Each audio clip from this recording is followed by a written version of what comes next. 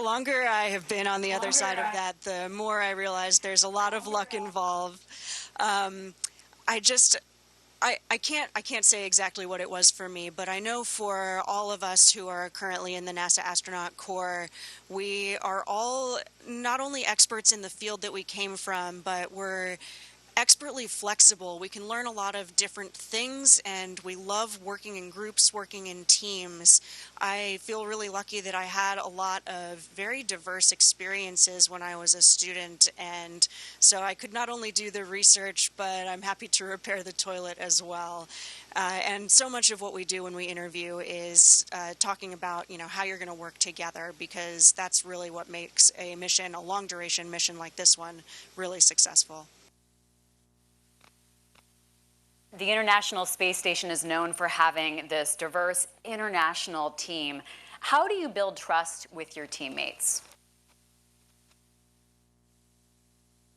We spend a long time together training on the ground before we ever fly, and so in a lot of ways that just happens naturally.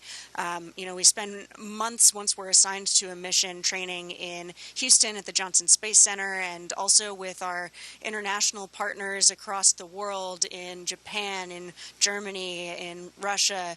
We train in Hawthorne, California with SpaceX for those of us launching on a Crew Dragon.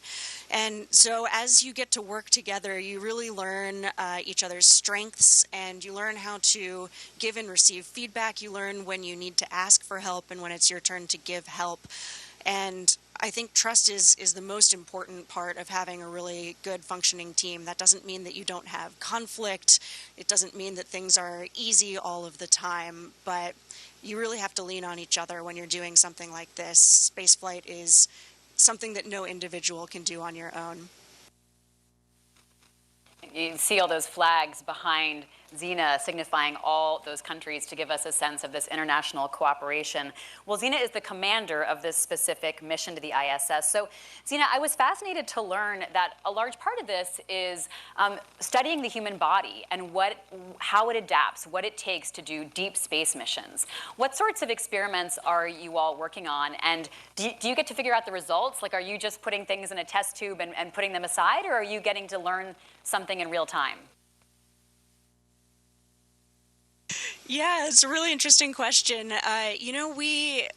We do get to see results real time. Some of it is just because we're naturally interested, and so we love speaking with the teams at home.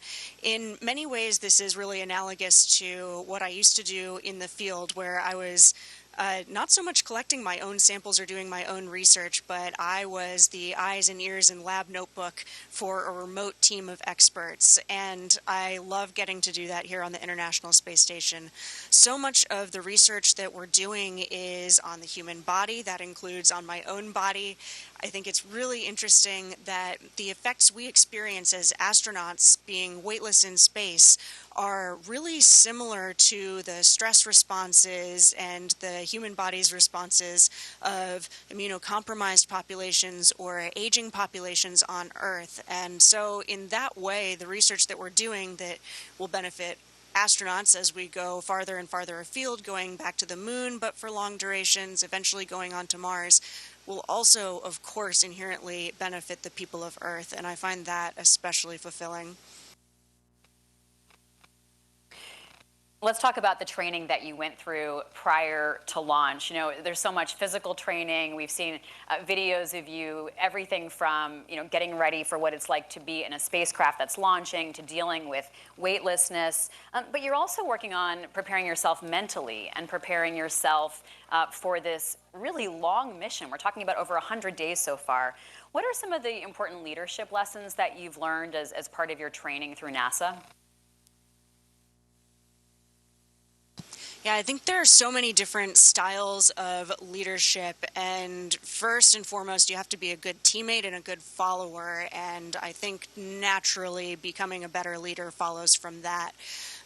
We need different styles of leadership at different times. Sometimes the situation is time critical and you have to be a very assertive decision maker, but most of the time we're in a much more collaborative setting.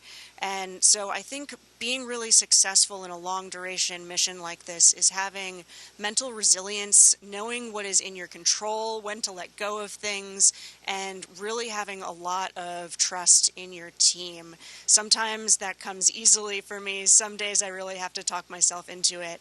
I think my crew that's up here with me right now is really good about helping each other out in that way. We all have bad days, but we all are able to overcome that together and just really find joy in what we're doing and what we're doing together, especially.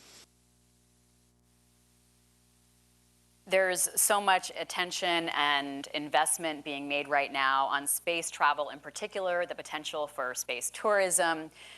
Do you see this moment as the beginning of a new space age? Yeah, I do really, and it makes me very excited to see what's ahead. When I first became an astronaut, which was not that long ago, all things considered, there was not yet a commercial crew program, there was not an Artemis program, and just in the time that I have been an early career astronaut, we now have this new blossoming of space industry. There are now also multiple ways to become an astronaut. You don't need to be a government astronaut or a NASA astronaut, and I really am excited to see this frontier open for a lot more different, diverse types of people, and I can't wait to see where all of that diversity of experience and diversity of thought brings us in the future as we keep exploring. You mentioned the Artemis missions. Next year, the Artemis True Crew will be flying around the moon, and this is considered to be a key moment for the future of space exploration. What do you hope that crew is able to accomplish? I am so excited for that crew, and it's just so thrilling to be at NASA and in the world of human spaceflight as we're getting ready to go back to the moon, but we're setting ourselves up to go and stay for long durations and really do something sustainable.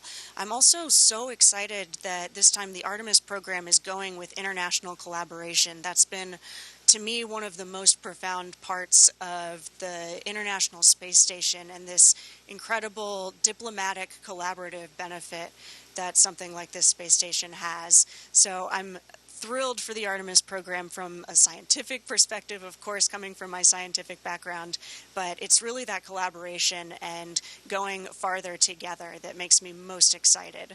I might actually still be on the International Space Station when the Artemis 2 crew launches for their journey around the moon, and whether I'm up here or I'm back home watching, I can't wait to follow along. Let's talk about this moment in science. There have been a lot of cuts to government research, attacks on universities that do scientific research.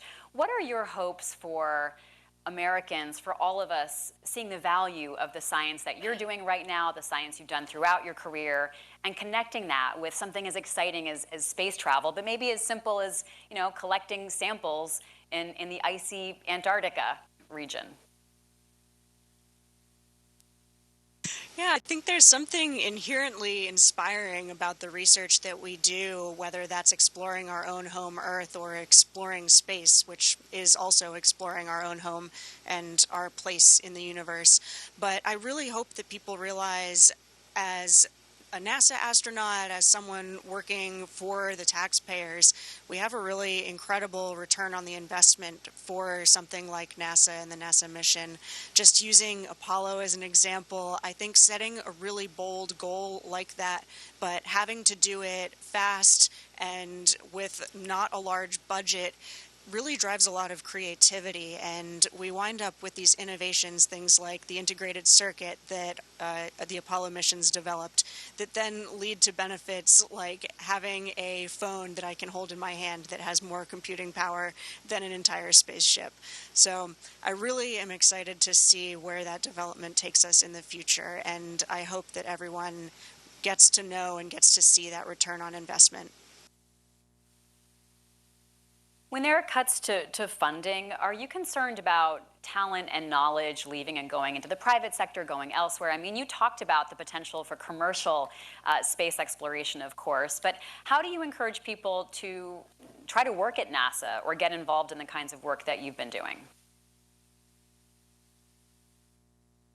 It's not a concern of mine, but I'm very excited that there are so many different options for talented people who are interested in taking part in human spaceflight. I think we need more than one simple option, one and only option. NASA is, of course, smartly collaborating with a lot of different partnerships, whether that's other government agencies, private companies, and I think having more diversity is actually going to make us stronger. So I'm very excited for this evolution. I somehow couldn't believe that the International Space Station marked 25 years recently of continuous human presence. Where do you want this to be in 25 years from now? Yeah, it really is amazing to think about. There are so many people who have not known life without continuous human presence in space. And the fact that we've done this with international collaboration here on the ISS is just astounding. Of course, this space station itself is, I don't think, going to be here 25 years from now, but it's such an honor to take part in this groundwork that is laying the groundwork for those future space stations, whether those are in low Earth orbit or as we get ready to go back to the moon for longer and longer durations and eventually farther afield. Zena, you're talking to a packed room here at the Global Women's Summit, and I've seen a couple audience members even tearing up when we first connected with you. Just, it's really exciting for a lot of us to see you and hear about the work that you're doing as a commander of this mission on the ISS. Tell us about the rest of your day.